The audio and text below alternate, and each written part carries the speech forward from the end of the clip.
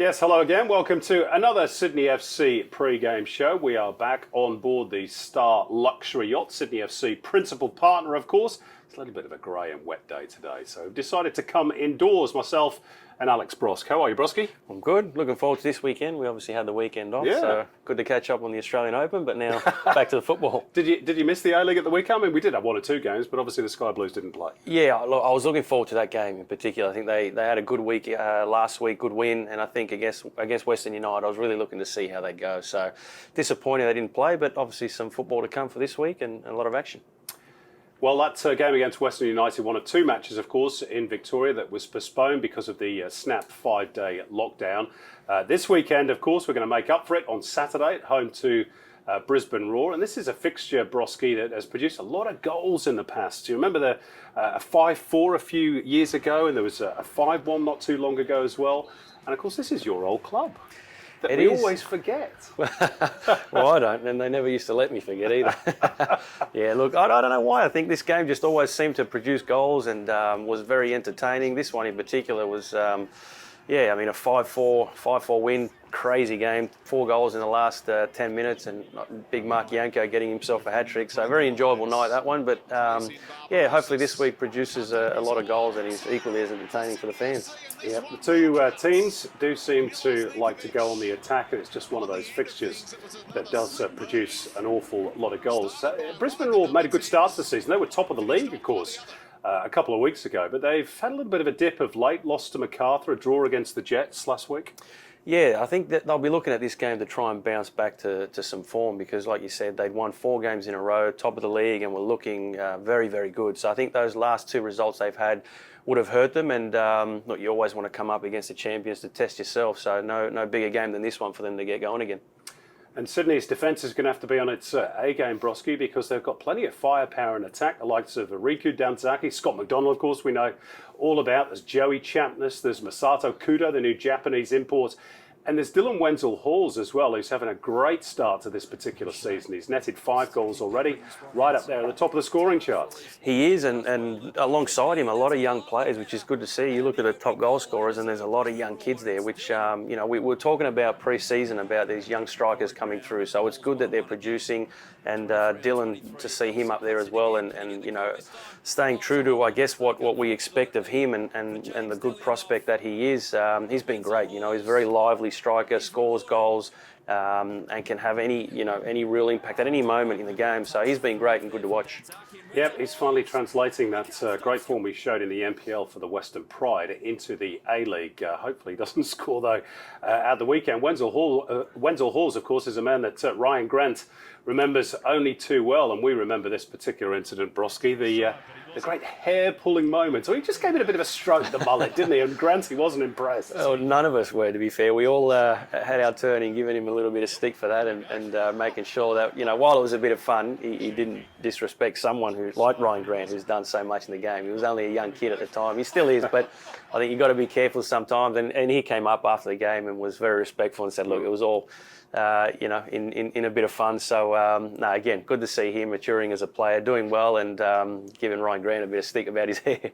Well, Dylan Wenzel-Halls, if you're watching this, of course, you won't be able to do that this weekend because the infamous mullet has gone. It was shaved off this week, all for a good cause. And Granty says he feels all the better for it.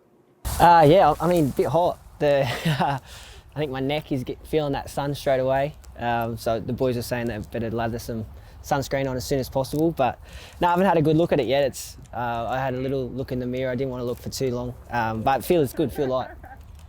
Is this a cause particularly close to your heart? You smashed that target. You had $20,000 and now you've raised over 30.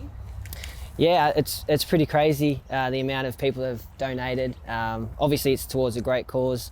I think everyone's touched or knows someone that has been diagnosed with leukemia or cancer of any form. So I think, it's sort of close to home for everyone. I do have family friends that has been affected. Obviously, Bratsy has had his touches with it too, and obviously last year he did the same thing and smashed it out the park. So it's something that's close to home, not just for I suppose me, but for Bratsy, and I think everyone, like I said, has had something to do with this unfortunate disease. So it's just nice to be able to do something and give back a little bit. Will it be nice to be back at Kogarah this weekend for the first time in a while? Yeah, it'd be good. It's actually good to have a game that's still on. I think it's still on at this stage. Yeah, it's been a bit stop-start, the league of late, but yeah, it'd be nice to get back out in Kogarah and have a lot of fans there and come up against a good Brisbane team, so it'll be a good clash. And Bobô's back. What's the mood among the team about having him? Obviously, he's been such a massive contributor over the years. Yeah, it's great to have Bobby back. When we signed him, we knew what he brings, and that's goals. So to have him back in line to play this weekend is huge. I think it adds a little bit of confidence to the team knowing that he's there. He's obviously done so well in the league previously, so everyone knows what he's about. He's a good fella too, he's a good laugh, so it's just good to have him around the group again. And it'll be nice to see him get some game time if that does happen this weekend. Yeah, there's a few decent barbers clearly at Sydney FC. Brosky, you glad to see the back of that mullet? Not really. I mean, it gave us a lot of iconic, I know. hasn't it? Plus, it gave us a lot of good content for taking the mickey out of him. So I'm a bit sad to see it go. Yeah. Anybody have a crack at your beard?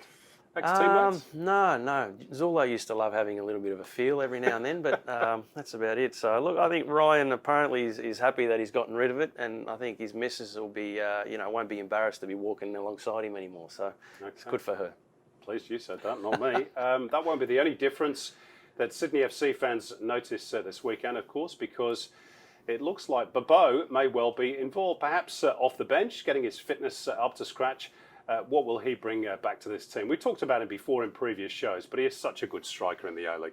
He is. He was great. He had such a big impact when he was here, and I think just his all-round play. He's not just a typical target man. He obviously brings players in to play around him. He can hold the ball up well. He's got good vision to, play that through ball and set someone else up. But I think it's just the fact that he takes a lot of attention away from other players around him as well. So it'll free up guys like Bahaja or Patrick Wood, Costa obviously as well, and allow them a bit more, one-on-one with their defenders. So I think the fact that he's able to draw opposition defenders on him, and if they don't, he can punish them. So look, I think it'll be a welcome addition, obviously coming up now in a time where probably the boys need him. There was a couple of weeks there where we needed someone like him to just settle a game and get you a goal.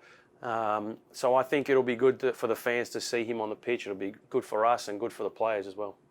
Well, the stats for Bobô just speak for themselves from his first spell. 42 goals in 57 appearances. Let's hear from the Brazilian now and how he's looking forward to playing in the sky blue jersey again. It's a great feeling, to come back and then after a long way and quarantine and then prepare myself to this game, feeling good. In terms of your fitness, you're up to speed with the rest of the players? I'm not like 100%, but I'm sure I can play more than 45 minutes. Because I think the team system is almost the same, nothing changes, so that's good for me. And you've been training with them now for about a month. Have you been scoring goals? Is that something the fans look forward to?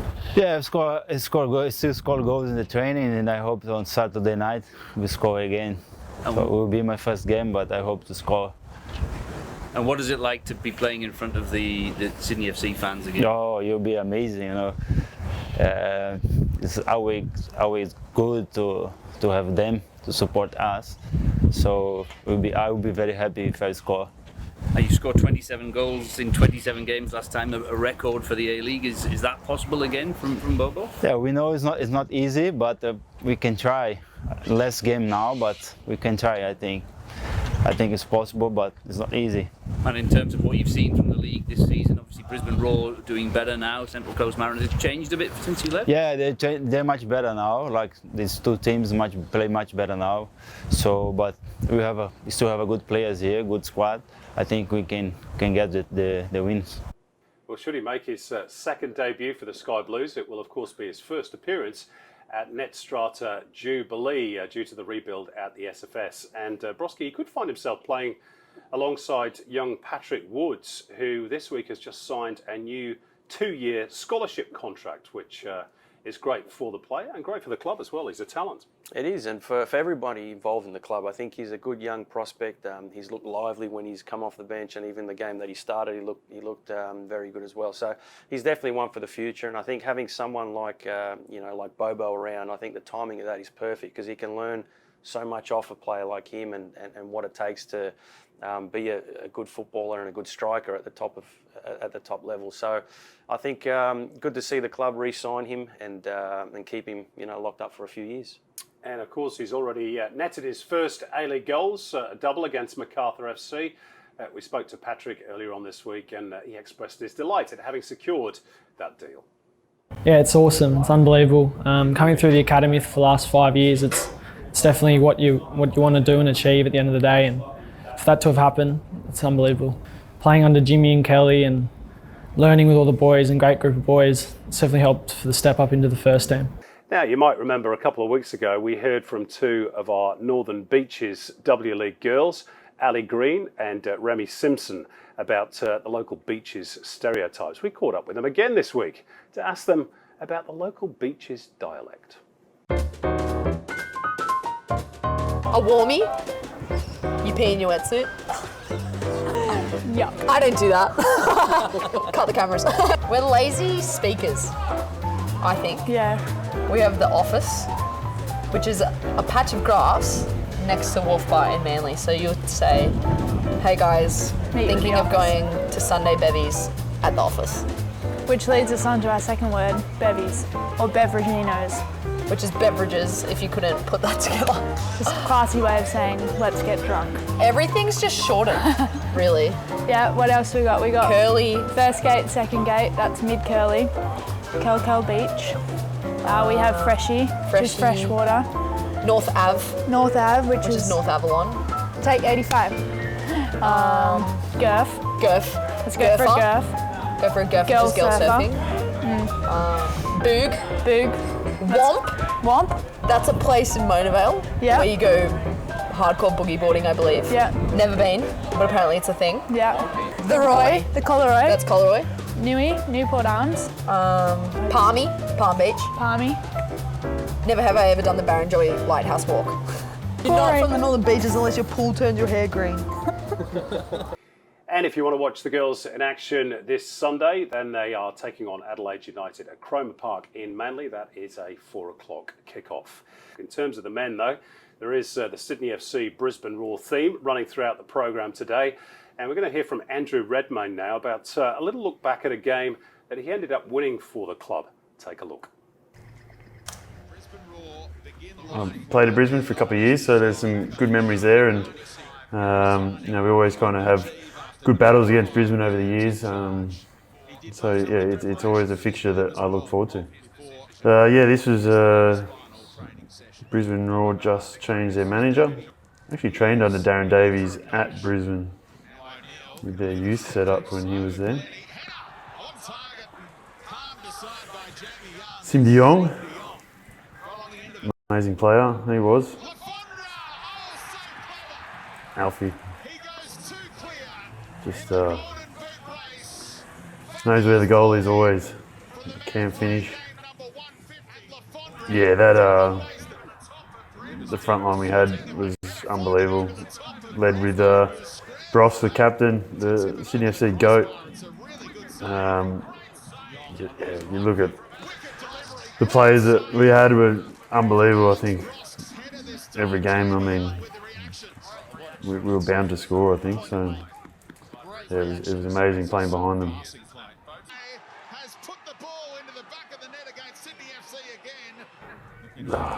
Whether it was or not, I shouldn't have done there. I should have been set and stopped it. So negate the fact whether it was or wasn't a handball. Alfie, another great finish. Even if it was off his ankle. Like Matthew Nash says, it's just someone else kicking a ball at you and you got to stop it. So yeah, that's kind of the mindset I follow. Calver giving away a penalty. Couldn't get his beer gut out of the way in time. I kind of relish him this season. It's just pot luck. Half the time you just got to take a guess, and thankfully I guessed right. And credit to the boys for following in and making sure there wasn't a follow-up shot, and we were able to grind out the 3 points. Yeah, it's just nice to kind of play your part and do your job. As Ryan McGowan said, that's my job to be in goals and stop balls, and you know, it's just nice to contribute. But yeah, I play a team sport to be a team player, and you know, my role isn't any more important than anyone else in the squad. Yeah, they've got some good structures in place and some good players, and they look pretty cohesive, and they've got a bit of confidence about them. But I know as Sydney FC, wearing this shirt out on the pitch, that if we execute our game plan, then we're going to be extremely hard to beat, and that's what we focus on every single week, is preparing as best we can and executing our game plans and our structures. And I know if we do that to the best of our ability, then we're almost unstoppable. Yeah, fond memories for Redders against one of his former clubs. He made a real habit of saving penalties that season, didn't he? He did. Obviously, that ended with a penalty save in the final as well. But he had an immense year that year, Redders. He saved us so many times. And you see in that Brisbane game, 81st minute, I think we were under the pump a little bit there towards the end as well. Conceded that goal, and had it not been for him, we wouldn't have won. So he had a great year, and yeah, it was really at the top of his game. Doing the Mr. Wiggles routine on the line as well. How much did John Crawley influence his career? Because really, at one point, his career was on the downward spiral, but now he's a full Socceroo. Yeah, it was. I think, look, when he was, you know, with the Wanderers the season before he came here, he probably just needed a change. And I think when he came to Sydney with someone like John Crawley, I think you're always going to get the best out of your game when you're working under someone like him. And he did exactly that. He brought the best out of him, and he hasn't looked back. He's been an incredible keeper since, like you said, representing the Socceroos. And good on him, because he's a really nice guy as well. He sure is. All right, so we're almost out of time, Broski. A quick prediction from you for the game against the Raw? I don't think there'll be as many goals as there has been in the past. I'm going to go for a close one, 2-1 Sydney. Okay, we'll see if you're right. Don't forget you can catch all the action this weekend on Fox Sports Channel 505, as well as the Telstra My Football Live app and KO Sports, while the W-League game is also on ABC One. We're out of here. We're going to leave you with some highlights from the 5-1 drubbing of the Raw last season, which featured a treble from a certain Adam Lafondra. See you next week. Coming up his best game as a Sky Blue last week. Couple of assists. Oh, what about that ball? Barbarouses and the deflection. Lafondra! Sydney FC already in front. It's taken just 7 minutes, and Adam Lafondra is breathing down the neck of Jamie McLaren in the Golden Boot race. He now has 8 for the campaign. Johan drifting in between the lines. Plays in Barbarouses. The cutback is on. 2 for Sydney FC, and this one will count. Milos Ninkovic on the end of things. It was another slick move. Started by one of the number 10s, finished off by the other. You'd have to say has been reasonably stark. And in behind, beautifully weighted pass. Here's Lafondra! He has another brace. Play on for Sydney FC. Lafondra bends one around. Now Johan can go to Bahaja.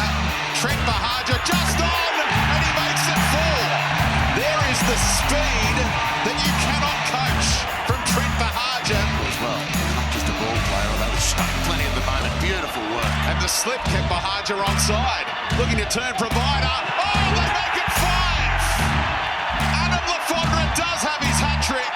Trent Bahaja with a goal and assist in a 5-minute cameo to save it. And that'll do us. Sydney FC, the reigning champions, certainly flexing their muscle again. They look the team to beat in season 15 of the Hyundai